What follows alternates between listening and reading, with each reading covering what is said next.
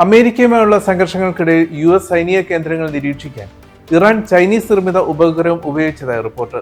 കഴിഞ്ഞ വർഷം രഹസ്യമായി കൈമാറ്റം ചെയ്ത ഈ ഉപഗ്രഹം പശ്ചിമേഷ്യയിലെ US നീക്കങ്ങൾ നിരീക്ഷിക്കുന്നതിൽ നിർണായക പങ്ക് വഹിച്ചതായാണ് ഫിനാൻഷ്യൽ ടൈംസ് റിപ്പോർട്ട് ചെയ്യുന്നത്.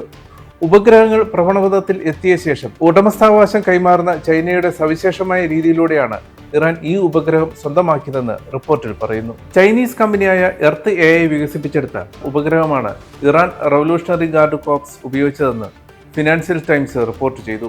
കൂടാതെ ബീജിംഗ് ആസ്ഥാനമായുള്ള എംബോസാറ്റ് എന്ന കമ്പനിയുടെ ആഗോള ഗ്രൗണ്ട് സ്റ്റേഷൻ ശൃംഖല ഉപയോഗിക്കാനുള്ള അനുമതിയും ഇറാന് ലഭിച്ചു. അമേരിക്കൻ സൈനിക താവളങ്ങളുടെ കൃത്യമായ സ്ഥാനവും വിവരങ്ങളും ശേഖരിക്കാൻ ഈ സംവിധാനങ്ങൾ ഇറാനെ സഹായിച്ചെന്നാണ് റിപ്പോർട്ടിൽ പറയുന്നത്. ചൈനീസ് സർക്കാരിന്റെ മൗനാനുവാദമില്ലാതെ ഇത്തരമൊരു സാങ്കേതിക വിദ്യ കൈമാറ്റം സാധ്യമല്ലെന്ന് അമേരിക്കൻ ഉദ്യോഗസ്ഥർ പറയുന്നു. അതേസമയം ഇറാന് സൈനിക സഹായം നൽകുന്നില്ലെന്നാണ് ചൈനീസ് വിദേശകാര്യ മന്ത്രാലയം ആവർത്തിക്കുന്നത്. സൗദി അറേബ്യയിലെ പ്രിൻസ് സുൽത്താൻ എയർബേസ്, ജോർദാനിലെ മുവാഫഖ് സാൽട്ടി എയർബേസ്, ബഹ്റിനിലെ US അഞ്ചാം നേവി ഫ്ലീറ്റ് ആസ്ഥാനം എന്നിവയുൾപ്പെടെ തന്ത്രപ്രധാന കേന്ദ്രങ്ങളുടെ ദൃശ്യങ്ങൾ ഈ ഉപഗ്രഹം പകർത്തിയെന്ന് ഫിനാൻഷ്യൽ ടൈംസ് റിപ്പോർട്ട് ചെയ്തു. മാർച്ചിൽ പ്രിൻസ് സുൽത്താൻ എയർബേസിന് നേരെ നടന്ന ആക്രമണത്തിൽ അമേരിക്കൻ വിമാനങ്ങൾക്ക് കേടുപാടുകൾ സംഭവിച്ചതായി പ്രസിഡന്റ് ഡൊണാൾഡ് ട്രംപ് സ്ഥിരീകരിച്ചിരുന്നു. കുവൈറ്റ്, ജിബൂട്ടി, ഒമാൻ എന്നിവിടങ്ങളിലെ US കേന്ദ്രങ്ങളും ഉപഗ്രഹ നിരീക്ഷണ വലയത്തിലായിരുന്നുവെന്ന് റിപ്പോർട്ടിൽ പറയുന്നു. അതേസമയം പശ്ചിമേഷ്യയിലെ സംഘർഷം ദശലക്ഷക്കണക്കിന് ആളുകളെ കൂടുതൽ പട്ടിണിയിലേക്ക് തള്ളിവിടുമെന്ന് ലോകബാങ്ക് മുന്നറിയിപ്പ് നൽകി. ഏകദേശം 300 ദശലക്ഷം ആളുകൾ ഇതിനകം തന്നെ കടുത്ത ഭക്ഷ്യ അരക്ഷിതാവസ്ഥ അനുഭവിക്കുന്നുണ്ട്. അത് വളരെ വേഗത്തിൽ 20% വർദ്ധിക്കുമെന്ന് ലോകബാങ്ക് മുഖ്യ സാമ്പത്തിക വിദഗ്ധൻ ഇന്റർമിറ്റ് ഗിൽ പറഞ്ഞു. ഒരു പ്രധാന എണ്ണ വിതരണ മാർഗമായ ഹോർമുസ് കടലിടുക്ക് തടഞ്ഞത് എണ്ണ അടിസ്ഥാനമാക്കിയുള്ള വ്യവസായങ്ങളെ ബാധിക്കും. കയറ്റുമതി നിരോധനങ്ങൾ തങ്ങളെ വളരെയധികം ഭയപ്പെടുത്തുന്നുവെന്നും ഗിൽ AFPക്ക് നൽകിയ അഭിമുഖത്തിൽ പറഞ്ഞു. യുദ്ധം മൂലമോ ദുർബലമായ സർക്കാരുകളോ ഉള്ള രാജ്യങ്ങളിലെ ആളുകളാണ് ഏറ്റവും കൂടുതൽ ദുരിതബാധിതർ ആകുന്നത്. നിലവിൽ പെട്രോ കെമിക്കലുകളുടെ ക്ഷാമവും അവയുടെ സാമ്പത്തിക പ്രത്യാഘാതങ്ങളും ഏറ്റവും കൂടുതൽ അനുഭവപ്പെടുന്നത് ഏഷ്യയിലാണ്. എന്നാൽ പ്രതിസന്ധി നീളുമ്പോൾ അത് വളരെ വേഗത്തിൽ ആദ്യം ആഫ്രിക്കയിലേക്ക് വ്യാപിക്കും. നിലവിലെ സ്ഥിതി ഉടൻ പരിഹരിച്ചില്ലെങ്കിൽ വിശപ്പ് ഈ രാജ്യങ്ങളെ വൻതോതിൽ വേട്ടയാടുമെന്ന് ഗിൽ കൂട്ടിച്ചേർത്തു.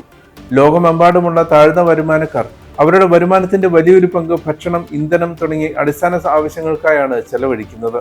ഉയർന്ന പണപ്പെരുപ്പവും താഴ്ന്ന വളർച്ചയും കൂടിച്ചേർന്നാൽ ദരിദ്ര രാജ്യങ്ങളുടെ കടബാധ്യത ഇരട്ടിയാകും.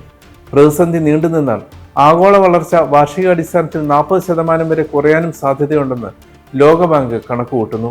സംഘർഷം നീണ്ടു നിൽക്കുന്ന സാഹചര്യമുണ്ടായാൽ ഭക്ഷ്യവസ്തുക്കളുടെ വിലയിൽ മാത്രമല്ല, പണപ്പെരുപ്പം ആഗോളതലത്തിൽ ഏകദേശം 3% നിന്ന് 4.7% ഉയരുമെന്നും ഗിൽ മുന്നറിയിപ്പ് നൽകി.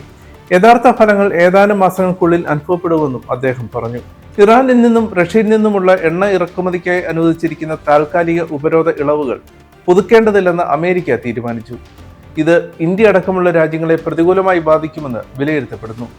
അമേരിക്കയുടെ പുതിയ നീക്കം അന്താരാഷ്ട്ര വിപണിയിൽ കർശന നിയന്ത്രണമായിരിക്കും കൊണ്ടുവരിക. ട്രംപ് ഭരണകൂടം നടപ്പിലാക്കുന്ന എക്കണോമിക് ഫ്യൂറി എന്ന സാമ്പത്തിക നയത്തിന്റെ ഭാഗമായാണ് ഈ നീക്കം. ഇറാനിൽ നിന്ന് എണ്ണ വാങ്ങുകയോ ഇറാനിയൻ പണം ബാങ്കുകളിൽ സൂക്ഷിക്കുകയോ ചെയ്യുന്ന രാജ്യങ്ങൾക്കെതിരെ രണ്ടാം ഘട്ട ഉപരോധം ഏർപ്പെടുത്തുമെന്ന് അമേരിക്ക മുന്നറിയിപ്പ് നൽകി. ഇറാന്റെ എണ്ണ വരുമാനം പൂർണ്ണമായും തടഞ്ഞുകൊണ്ട് അവരെ പ്രതിരോധത്തിലാക്കുക എന്നതാണ് ഇതിലൂടെ അമേരിക്ക ലക്ഷ്യമിടുന്നത്. രണ്ടാം ഘട്ട ചർച്ചകൾക്ക് മുൻപ് ഇറാനുമേൽ പരമാവധി സാമ്പത്തിക സമ്മർദ്ദം ചെലുത്താനാണ് വാഷിംഗ്ടന്റെ നീക്കം. ലോകത്തിലെ ഏറ്റവും വലിയ എണ്ണ ഇറക്കുമതി രാജ്യങ്ങളിലൊന്നായ ഇന്ത്യയെ സംബന്ധിച്ചിടത്തോളം ഈ തീരുമാനം നിർണായകമാണ്. ഉപരോധം ഘടിപ്പിക്കുന്നത് എണ്ണ വിപണിയിൽ പ്രതിസന്ധി സൃഷ്ടിക്കാമെങ്കിലും തങ്ങൾക്ക് ആവശ്യമായ എണ്ണശേഖരമുണ്ടെന്നും മറ്റ് രാജ്യങ്ങളിൽ നിന്ന് എണ്ണ എത്തിക്കാനുള്ള സന്നാഹങ്ങൾ തയ്യാറാണെന്നും ഇന്ത്യൻ സർക്കാർ വ്യക്തമാക്കിയിട്ടുണ്ട്. നിലവിൽ റഷ്യൻ എണ്ണയുടെ വലിയൊരു ഉപഭോക്താവാണ് ഇന്ത്യ. അതേസമയം ഒമാൻ ഭാഗത്തോടെ കപ്പലുകൾ സ്വതന്ത്രമായി കടന്നുപോകാൻ അനുവദിക്കുന്നത് സംബന്ധിച്ച സൂചനകൾ പുറത്തു വന്നതോടെ ആഗോള വിപണിയിൽ എണ്ണവിലയിൽ നേരിയ കുറവ് രേഖപ്പെടുത്തിയിട്ടുണ്ട്. യുദ്ധത്തെക്കാൾ ഉപരിയായി സാമ്പത്തിക ഉപരോധത്തിലൂടെ ഇറാനെ തളയ്ക്കാനാണ് ട്രംപ് ഭരണകൂടം നിലവിൽ മുൻഗണന നൽകുന്നത്. അമേരിക്കൻ പ്രസിഡന്റ് ഡൊണാൾഡ് ട്രംപിനെ പരിഹസിച്ചുകൊണ്ട് ഇറാൻ പുറത്തുവിട്ട വീഡിയോ ആഗോളതലത്തിൽ ചർച്ചയാവുന്നു. യേശുക്രിസ്തു ട്രംപിനെ നരകത്തിലേക്ക് എറിയുന്ന ദൃശ്യങ്ങളാണ് വീഡിയോയിലുള്ളത്. താജിക്കിസ്ഥാനിലെ ഇറാൻ എംബസി വഴിയാണ് കഴിഞ്ഞ ബുധനാഴ്ച AI ദൃശ്യങ്ങൾ സമൂഹ മാധ്യമങ്ങളിലൂടെ പങ്കുവച്ചത്. നിങ്ങളുടെ വിധി ദിനം എത്തിക്കഴിഞ്ഞു എന്ന ശബ്ദത്തോടെയാണ് വീഡിയോ ആരംഭിക്കുന്നത്. ഇതിനു പിന്നാലെ യേശു ആകാശത്ത് നിന്ന് ഇറങ്ങി വരികയും ട്രംപിനെ ആഞ്ഞടിക്കുകയും ചെയ്യുന്നു.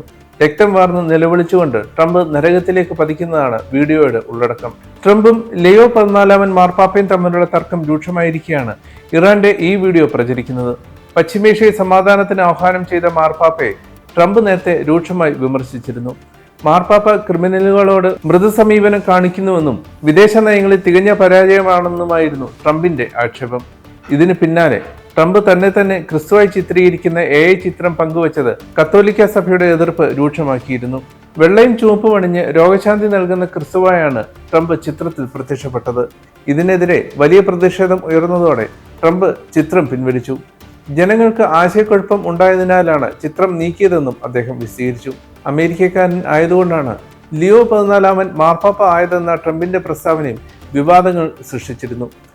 താൻ വൈറ്റ് ഹൗസിൽ ഇല്ലായിരുന്നുവെങ്കിൽ ലിയോ 14 മാർപ്പാപ്പ വത്തിക്കാനിൽ ഉണ്ടാകില്ലായിരുന്നുവെന്നാണ് ട്രംപ് അവകാശപ്പെടുന്നത്. മാർപ്പാപ്പ തീവ്ര ലിബറലാണെന്നും കുറ്റകൃത്യങ്ങൾ തടയുന്നതിൽ വിശ്വസിക്കാത്ത ആളാണെന്നും ട്രംപ് ആവർത്തിച്ചു. ഇറാൻ ആണവായുധം കൈവശം വെക്കുന്നതിനെ മാർപ്പാപ്പ അനുകൂലിച്ചുവെന്നാണ് ട്രംപിന്റെ മറ്റൊരു പ്രധാന ആരോപണം. അതേസമയം ട്രംപിന്റെ ഭീഷണികളിൽ തനിക്ക് ഭയമില്ലെന്ന് ലിയോ മാർപ്പാപ്പ പ്രതികരിച്ചു.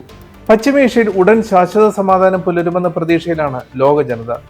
UAE വൈസ് പ്രസിഡന്റുമായി ഇറാൻ പാർലമെന്റ് സ്പീക്കർ നടത്തിയ ചർച്ച പുതിയ പ്രതീക്ഷകൾ നൽകുന്നു. UAE നിരന്തരം നേരിട്ട ആക്രമണങ്ങൾക്ക് ശേഷം ഇരു രാജ്യങ്ങളും തമ്മിൽ നടന്ന ആദ്യ ഉന്നതതല ചർച്ചയാണിത്. നിലവിലെ വെടിനിർത്തൽ കരാർ ഏപ്രിൽ 22 അവസാനിക്കാനിരിക്കെ ഇറാനും അമേരിക്കയും തമ്മിലുള്ള ചർച്ചകളിൽ ശുഭപ്രതീക്ഷയുണ്ടെന്ന് വൈറ്റ് ഹൗസ് അറിയിച്ചിട്ടുണ്ട്.